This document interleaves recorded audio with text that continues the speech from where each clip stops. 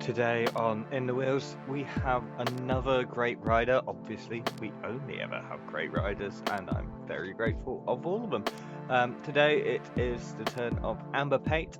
She is the current women's crit champion of Australia.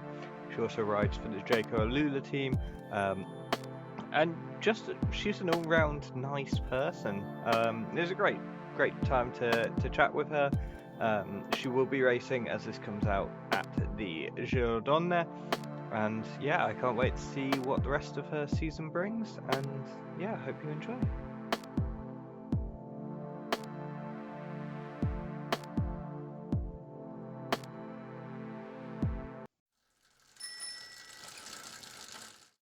Hi, thank you so much for joining me. How are you doing? I'm going well, thank you. It's my pleasure. Oh, I'm glad you're here. Um, Easy start. I asked this to pretty much every rider, but like, how did you get into cycling? Well, I got into cycling in late 2019. That's when I Oh, started cycling. I was a triathlete before that for a couple of years, and just domestically in Australia, I was doing the local club races, and from there, the local institute coach saw me racing and asked to do some testing, and from there, I started on, I guess you call it, a training agreement within mm, the sports institute in the state that I live in Australia. Um, and that's basically a development pathway for cyclists, or well, the cycling category, but all sports within our state. And so I came through in that, and it was late 2019 that I decided to focus, do cycling, and focus on it.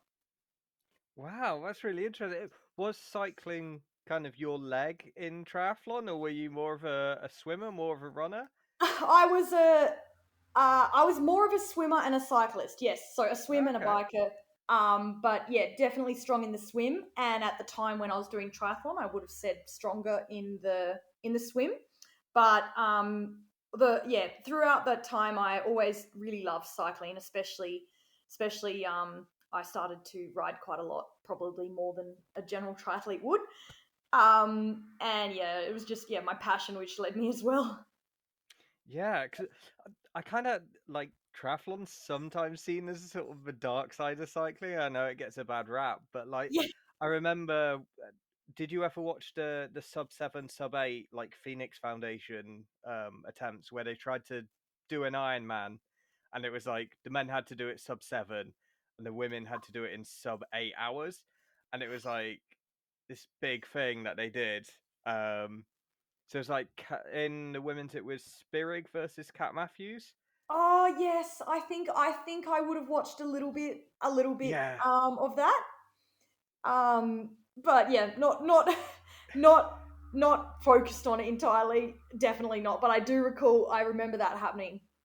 yeah. I see. I found it insane, like the level of tech they had, because Yeah. like Dan Bigham and what he can do in from a sports science and aerodynamics point of view was really Oh, interesting.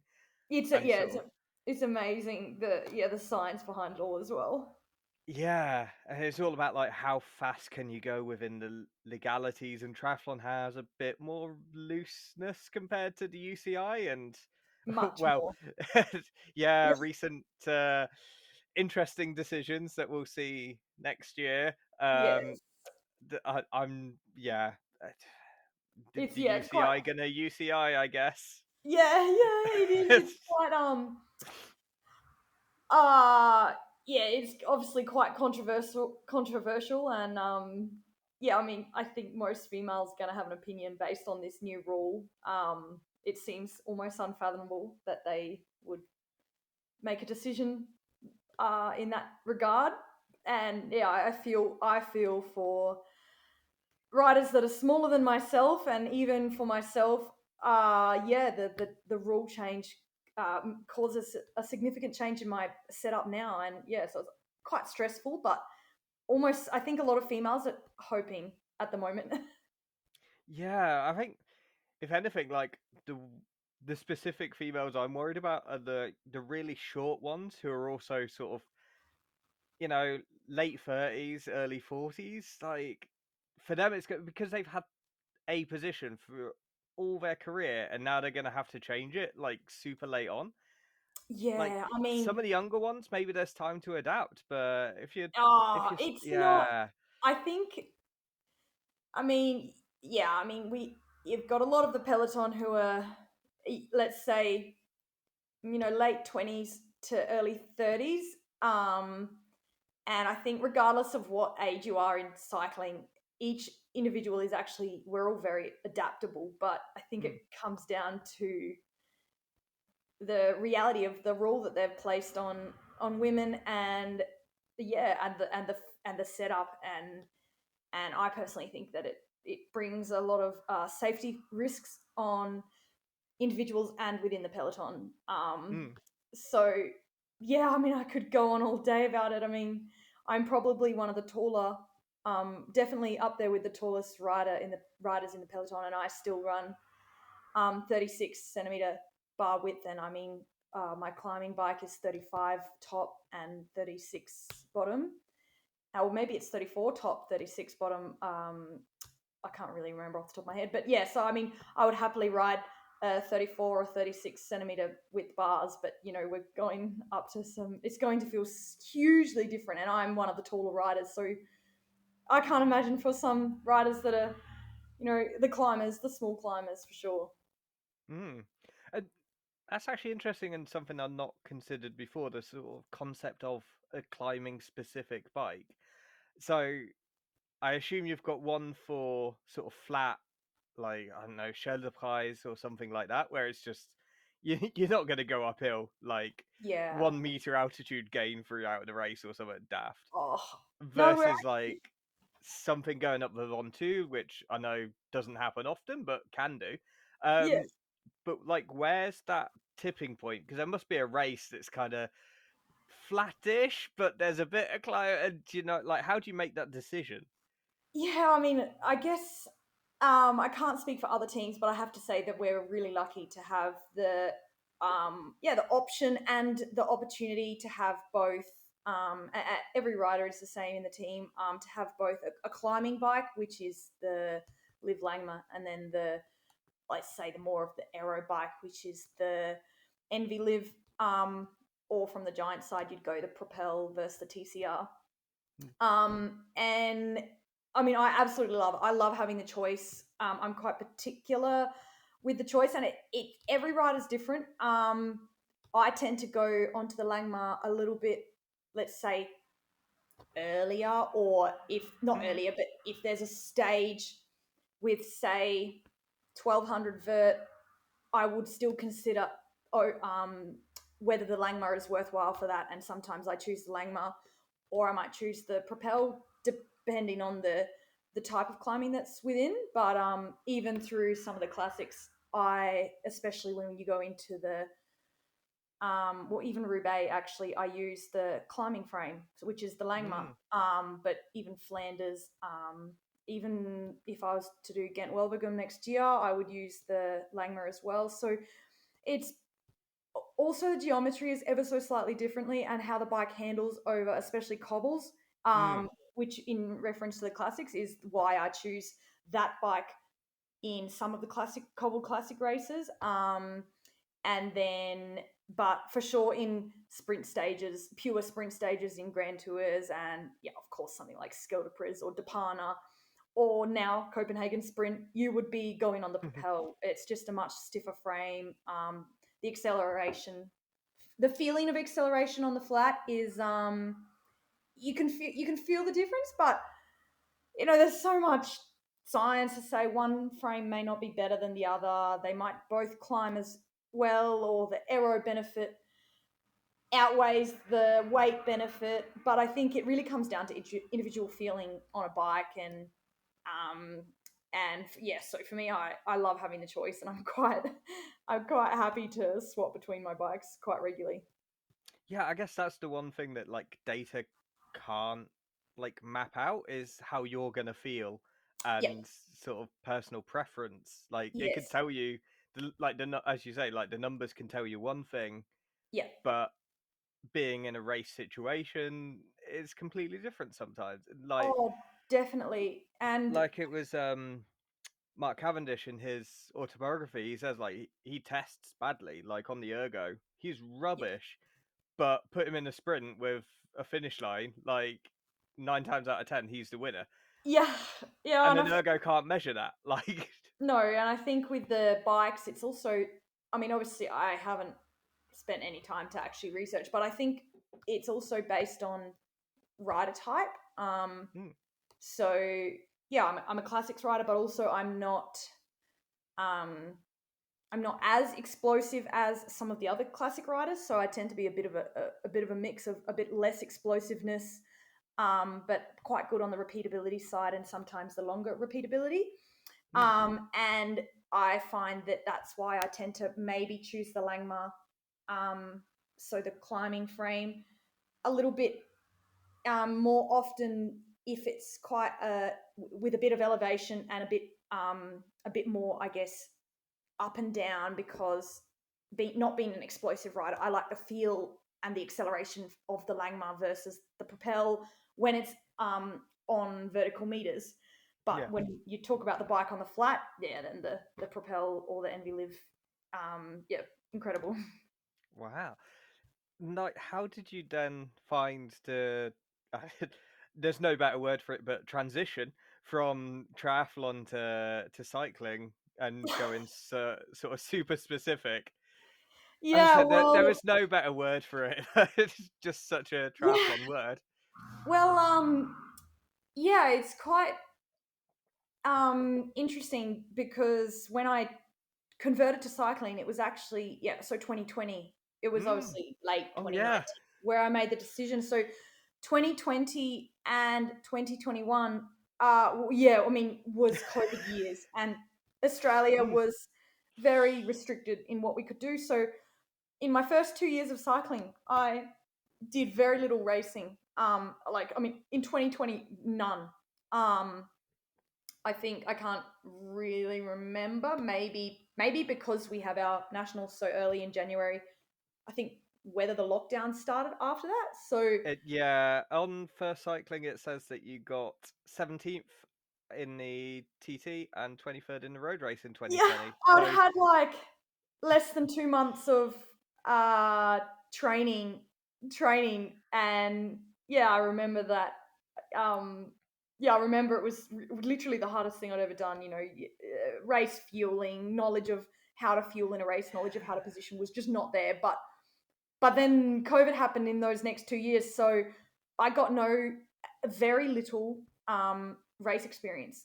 Um, and then so in 2022, I came over to Belgium for 6 weeks or 4 weeks mm, to race the Kermesses, the local Kermesses in Belgium. yeah. And basically that was that was the only European experience I'd ever had in cycling. And so I had that 6 weeks, and then the next year I was straight over into the classics in March. And so Wow. I think, yeah, for sure, you've got the aspects of the technical side of the classics, which I just remember um, yeah, it was just such a shock. I could not believe it. Um, and I just, yeah, it was just so new. And I mean, obviously, a lot of the peloton who have grown up in the cycling, it's incredible. I feel I go, there's privilege, but also it's amazing that they've had the opportunity to be able to grow up in cycling. And I just thought, well, I have to just learn really quick. But is what I said to myself. I was a little bit older, because I was turned professional at 27 and yeah, started riding at 25. Mm, Um, that I just had to. I didn't have the privilege of time to develop as such, and so I've just tried my best to soak in everything as I can. And I bought a mountain bike to try to, improve my skills and everything like that. And I also just had to trust my skills, as well, trust my instincts in that. Yeah. So I've I've enjoyed it. I would have. yeah, I've really enjoyed the crazy whirlwind that it's been, and now that I'm in third year, this is my third year now, professional. Always learning, but it's yeah, it's a different kind of learning now. It's more, it's not just everything being new. It's more like really focusing on the technical and tactical sides to assist the team and results now. Yeah, it's kind of crazy that you said like how new you were to it because I was kind of looking up your results on my other screen as you were talking, and like so the first year, obviously you just started cycling as you said, and you're like, well, racing, and Yeah. it was like 23rd and 17th in nationals. Like I would bite someone's arm off for that, and then the year following it was like fourth in the road race. Yeah. Um, Yep. and then when you're racing the Comessas, like you beat someone called Kopecky. I mean, not Lotta, but still Julia Kopecky, who's a she's a damn good rider in her own right. She came third in that race, in one that you won, and Alyssa Pilares, who I've spoken to before, she was like 11th or something, and Yeah. it wasn't a bad field or anything like that. Like there were some absolute hitters, and I mean, Comessas are hard anyway. Um, and then your first race, like officially turning pro, was the crit champs for nationals, Yes. and you won it. Like, Yeah.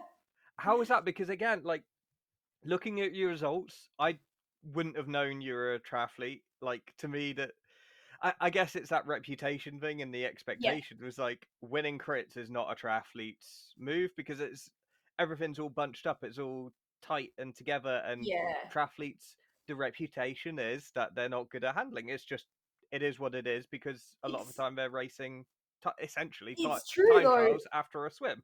Yeah, Like, it is true, and yeah, I do agree with that reputation. I mm, have a lot of respect for the sport of triathlon and the training load in which they do. I definitely love the science behind cycling and the training. It's a lot more mm, technical, I believe, in a lot of aspects, not always, than triathlon. And that's what I love about cycling as well, is the training side. But yeah, I also uh, I grew up with motorbikes, so I guess you can carry over, for example, some mm-hmm, descending skills, and cornering, um, and I guess naturally, yeah, before I was even a triathlete or doing that, I rode motorbikes quite a lot until I moved a city, um, and yeah, so grew up with motorbikes, and so it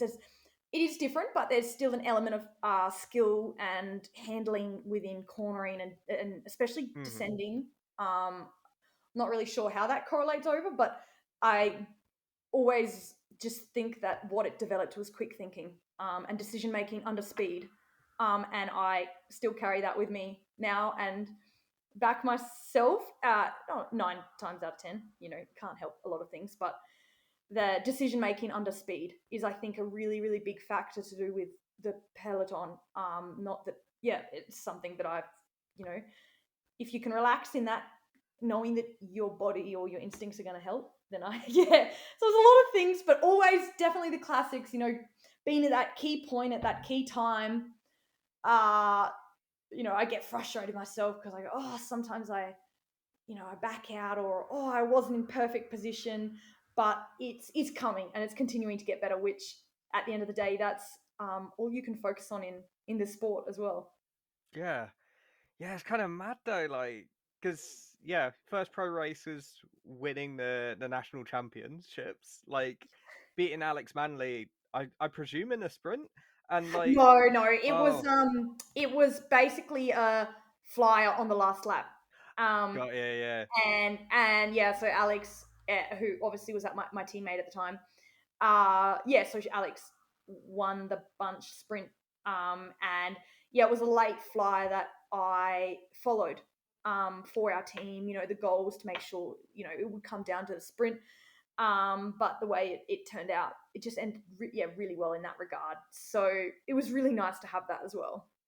yeah. How did it feel to be a national champion? Oh, well, that time I was a bit worried because I was so new. I wanted to make sure I helped my team perfectly. Mm. I'm really passionate about helping my teammates as well, and especially being new on a team. I really wanted to do the right thing, and being so new, I didn't know. Sometimes there is decisions where you can take it and win with it. But the girls were so supportive. I was very naive in the cycling. I came in just having no clue about a lot of things, but that's probably what's amazing as well. It was great, just everything with the team, the culture. Even in my first year, and now that I'm in, third year, so I've been in the team for, let's say, a longer time now. It's still really special, is the culture. Yeah.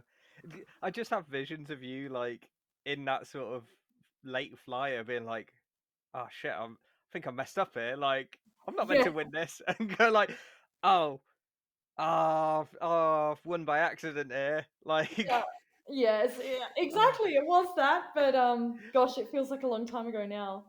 yeah. Well, since then, like, again, first year you're doing Paris Roubaix. Like, did you know much about it? Like, because that was the year Ali Jackson won. Yeah. Like, did you know much about Paris Roubaix before you got the call going like, "Hey, you're riding it.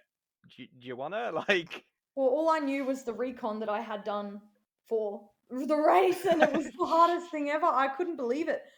Um, yeah, no, I didn't know much about it. I knew little bits because um, my my coach before I turned professional, and who is my now coach, um, yes, who's my first coach, my very first coach in cycling, and is now my coach again. He said, "Oh, Roubaix is a course that suits you because it's unique and it's also for the fighters." yeah. So just when someone who supports you through my whole cycling journey says that in yourself, so deep down I have quite a passion for Roubaix, and Mm. I'm quite motivated to get it right one day. But yeah, sometimes having no idea is better, because I think now that I know all the cobbled sections done it for the third time now, maybe they get harder. Yeah, because I was thinking on a similar note, like about Grand Tours and how they even exist in the men's world. Like, just if you started that today, it just wouldn't happen. But because it's got the tradition, it kind of has to keep going. But Yes. it's like if you know enough about Roubaix, you'd go, "There's no way I'm racing that." But Yeah, it's yeah, there's something, even if you're not a GC rider, I think there's something special about finishing a Grand Tour. It's crazy. hmm, They're hard in their own right, but then a one day race is also hard in their own right. I'm not sure what's harder. yeah, well, you've done all three of the Grand Tours. Like, Yeah. which is your current favorite? I mean, there's still time to change, but I've done I've done the Vuelta twice. I've done the Tour twice, and after the Giro, I would have done the Giro twice. And so I think I I think I like the Vuelta the best because the variety of stages. It's almost like it's the first of for the women. It's the first mhm. of the Grand Tours for the year. Um, so it's almost like the introduction to the Grand Tours, and I really like the stage structuring. I Being in Spain is quite nice. Spanish roads, Spanish racing is quite nice. Um, and I mean, of course, the Tour de France you know is beautiful, but it's also such a hard race. I mean, the Giro is also extremely hard. So yeah, I think the Vuelta, because it always has a mix of flat at stages, and so there's always been the TTT, there's a team time trial in there, Yeah, which yeah, is so I think that makes it really special. Is the kind of the makeup of the tour. yeah. And how do you find? Because you seem to do pretty decent at TTT. Is it that I'm guessing from what you've said, it's that team element and being able to support your GC riders and ride for the benefit of someone else and not just yourself, but Yeah. also kind of the slight triathlon edge to it of riding a TT. Oh, And, but is it also? I, just because I think with team time trials, it's actually more close to a team pursuit on the track. which, yeah, Which, yeah, like naturally, I'm not. I find the intensity within, let's say, team time trial or team pursuing really, really tough. okay, Naturally, I would love to just go, yeah, long sustained, but um, I think, yeah, my, in a team time trial is special because you are doing it with everybody. Um, but yeah, the time trial space is definitely, or team time trialing is where I want to continue developing. But it is a really, it's a long term investment as well, and I definitely, there's, you might need to change your position, or there's so many factors that can affect performance output. And I definitely, yeah, it's a slow progress, but I'm loving the not focus, but the intrinsic motivation to continue growing there as well. yeah, because like to the best of my knowledge, you're in the team pursuit team for Australia, or Uh, certainly you've got results in it. So I assume you're in or around the program. Is that for yeah, so when I not now, I focus entirely okay? on the road now. But for my first in 20, well, when I first started cycling, I also was on the velodrome. Yeah. And then I was with the, I guess you'd go the development, the Australian cycling team, but the development side, Hmm. um, for 2022 and 2023, um, until I decided to, yeah, focus solely on the road. So I have quite a lot of team pursuit training and on the track there, and it's I love it, but oh my god, it's very, very tough. And there's, yeah, it's something that's very hard to balance with the road, especially in the team pursuing space. And so maybe that's something I come back to on a later date. Haven't decided yet. Yeah, because like, how did you find riding a fixie for the first time? Because like, I've tried it a couple of times and damn near broken my leg. Like, because I was doing grass track, which is like Yeah, just flat grass, like, and I remember sprinting for the line and doing the lunge that you're yeah, meant yeah. to do as a good sprinter, but you can't on a track bike because you've got to keep your legs moving, else the bike stops. Well, And yeah, yeah, basically, yeah. When I very first started riding, yeah, I also went straight onto the track as well, and it was really hard and really scary. And yeah, I was honestly terrified. Also, within the first couple of months, I would have been, I think, doing a Madison as well. And I remember, yeah, I genuinely used to be quite terrified, and I just said to myself, I just have to do the. This is obviously in 2020 when I did start. So obviously I was really new. I just said to myself, the only thing I can do is literally just give 100% every single day. And yeah, I just used to smash myself in the gym. I had rollers at home, and I'd do rollers uh, for like every day in blocks, throughout the year, so I could learn how to ride the rollers on the track, holding the position, which I find really hard is holding the position, even okay. maybe because I just like to put my head up. But and yeah, I was really, really focused, and I would ask advice from the Olympic girls at the time and get videos of them from them on the track bike. And yeah, so I mean, on reflection, you have to be proud of yourself for the development you've made, but it also, being in the track program, it is an Olympic program, and Mhm. so it is very, uh, it's very full on, and I was probably very full on myself as well at the time, and so I found it quite stressful. But yeah, I've done a lot in the what now, fifth year of riding, so in this time, and it's pretty incredible. I'm really grateful for all the opportunities too. Yeah, you've really packed a lot into your career so far. It's quite incredible because you're not just a one-time champ. You're a two-time crit champ because you won it again this year. Yeah. Um, Again, how was that? Because this time it was. it looked more of a deliberate attack from you rather than the sort of tagging onto a flyer. Oh, for Um, sure. Yeah, it was very deliberate.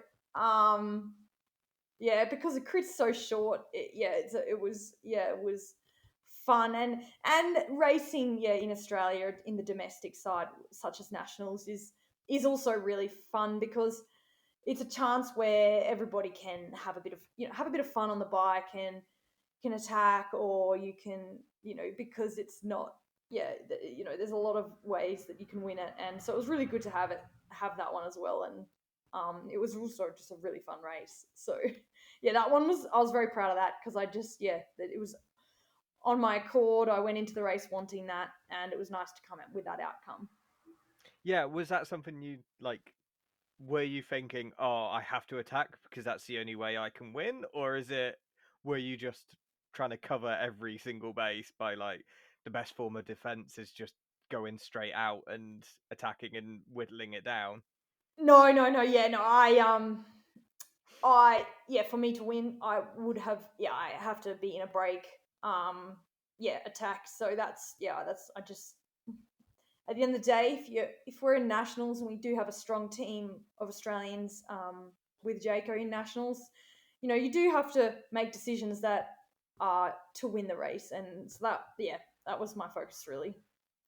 Oh, nice.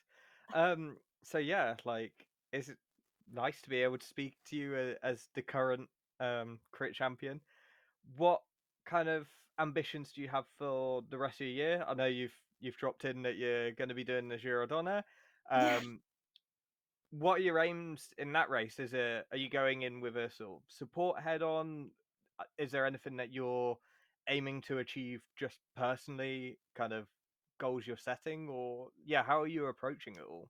yeah, that's a good question. Yeah, I mean, as long as all continues to go well in the next couple of weeks, I should be Hmm. at the start line of the Giro, which which is really nice. I'm always really proud to ride, and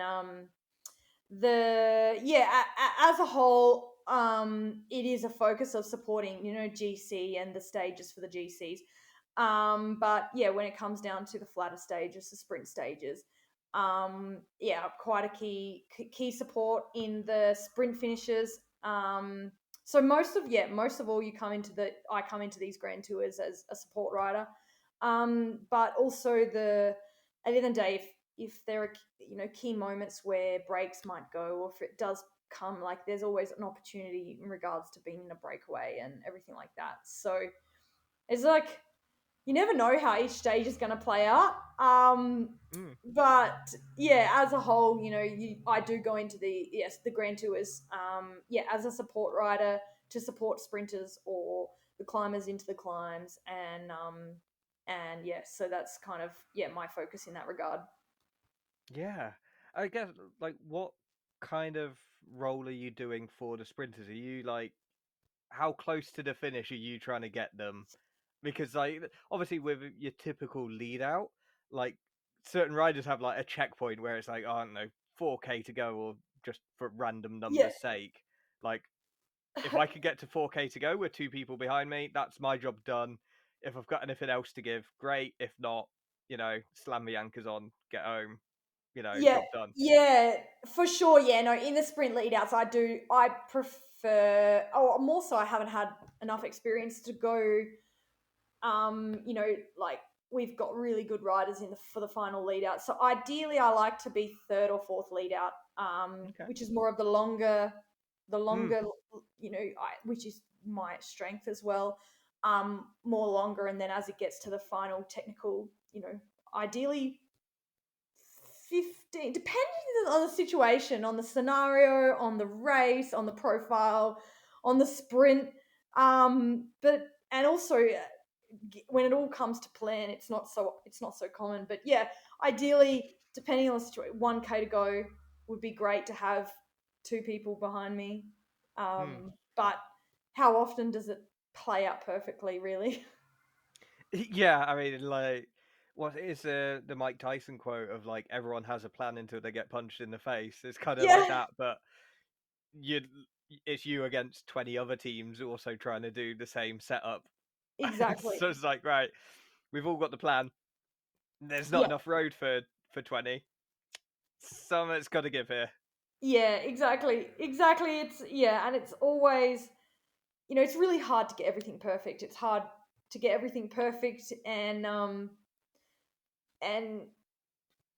the end of the day, if you just like, I just do the very best I can, and I think that's what's actually really important.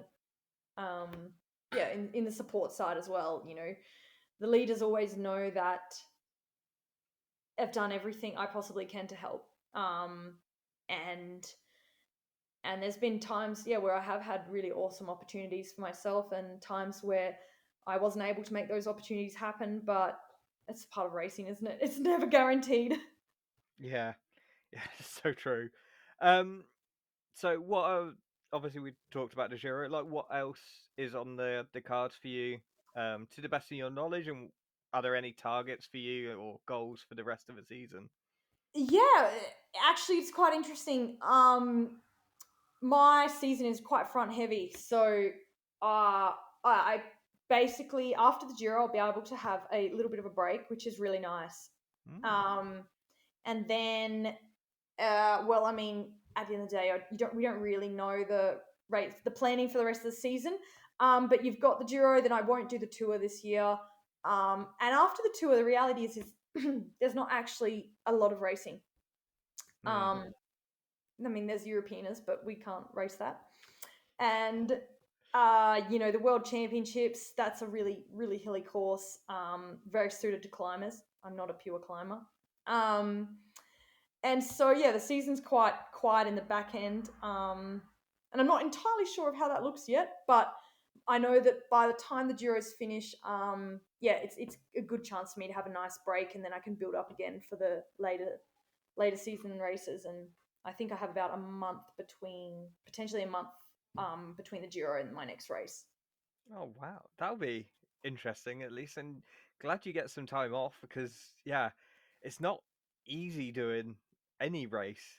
Yeah, Um, you know, like again, I've had such a low key cycling career. I'm much better at this side of things than the racing side. I did yeah, like a 3 day stage race yeah, that it it started with a ferry crossing from UK mainland to Isle of Man. yeah, Um, where I was sick during the crossing. It's like an evening time trial and then two like rolling, quite yeah, testing courses, and I found that really hard backing up day 3 was hard, like backing yeah, it up. I was like, what 14 mile an hour? I don't know what that is in k. Like what 20k maybe barely. yeah, And I was pushing that into a headwind and just going nowhere fast. I was like, this is hard work here. yeah. And partly it's just fatigue. So to do like what the Giro's is that 10 now? 8, I think. Is it 8? Yeah, Yeah, that's backing it up. 8 days in a row is, or 7 days in a row backing up, but like yeah. racing 8 days, that ain't easy. Uh, No, how do you find it? Like, are you someone who, because of that sort of long, like sort of sustained power that you can provide, does that help you towards the back end of a tour, or is that kind of are you still sort of flagging like most people are? I think it's nutrition. Okay.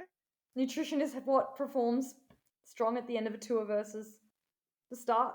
If you're not fueled properly, you're going to fatigue throughout. So if your nutrition's dialed, regardless of what level rider you are, regardless of what your role is, I think that's where the differences happen in back end performance versus early day performance. Okay. Yeah, I think nutrition's really the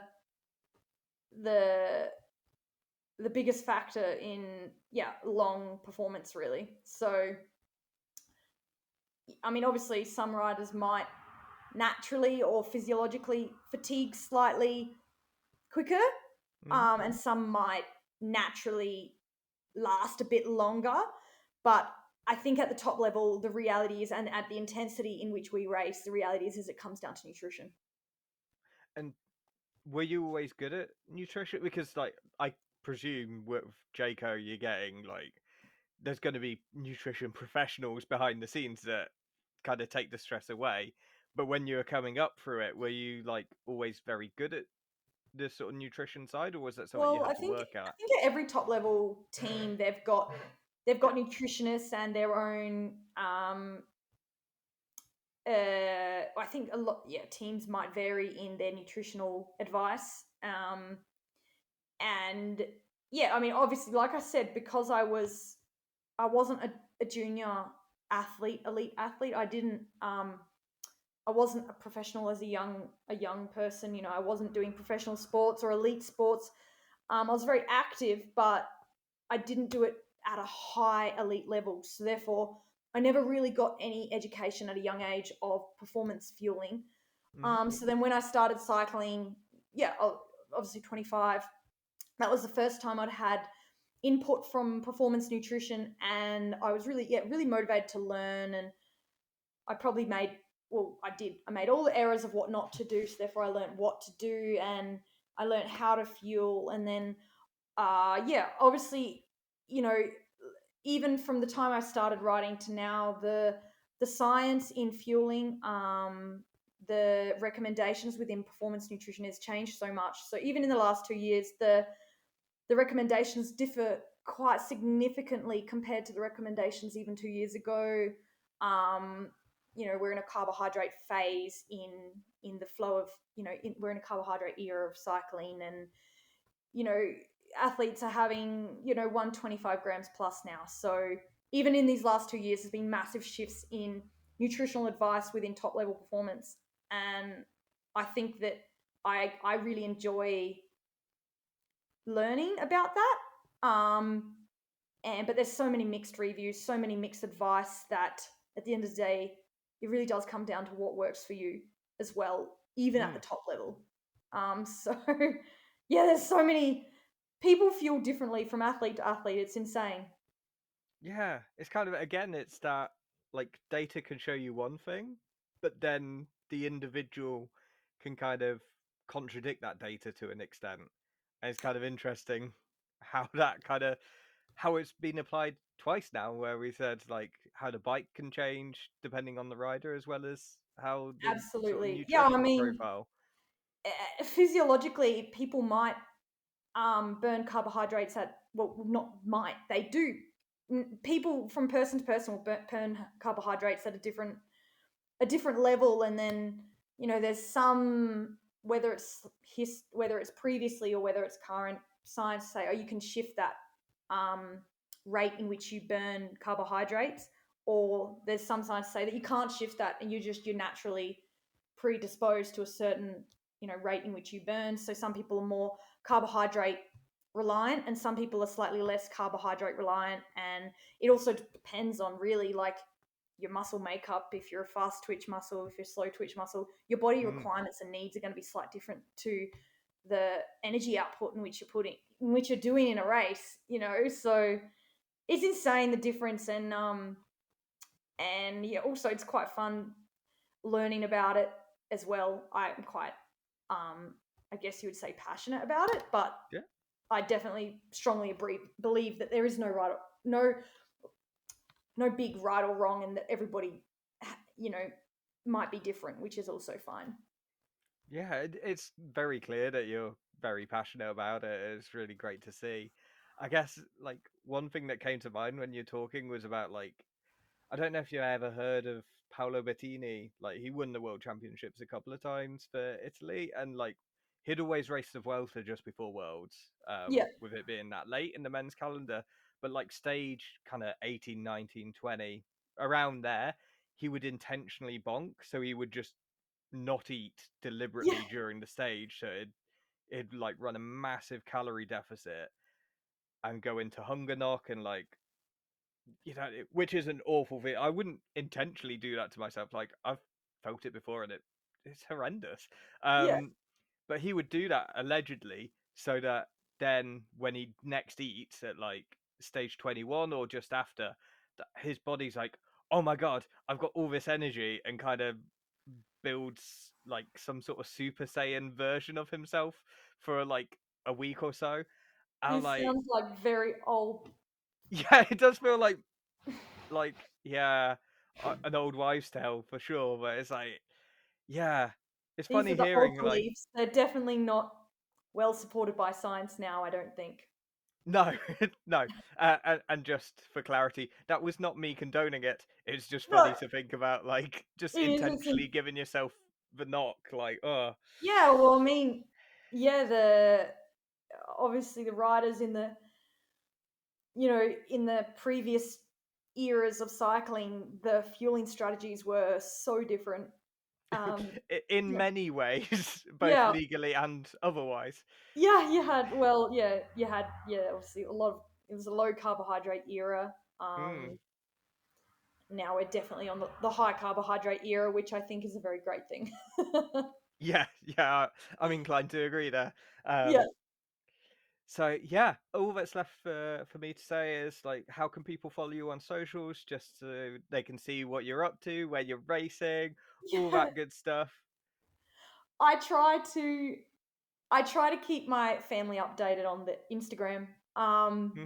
And yeah, I probably do less than some writers and Yeah. more than some others, but yeah, social media I'm not massive on it. I like to post because it's a beautiful memory for me for the Mm. future. Um, but yeah, social media, Instagram is probably the the platform that I use the most. I don't do TikTok or anything like that. I keep it really simple. So Instagram is the one for me, definitely.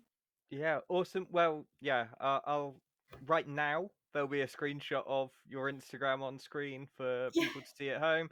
I'll also put it at the start so that people can see it like at the bit, Some people don't make it this far into a video, it's yeah, a bit of a trek. So yeah. well done if anyone's hearing this part. I commend your stamina and thank you for sticking with us.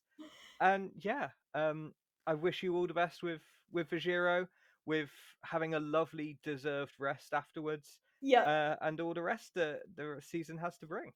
Thank you so much. Awesome. Let me just stop it there. Well, there you go. That was our chat with Amber Pate. I hope you enjoyed it, and do check out our back catalogue. We have had quite a few Jayco Lula riders. It turns out it's really weird collocation, especially as our next episode is likely to be with another Jayco Lula rider, but more on that later. I say later. You'll see next time. But until then, ta-ta.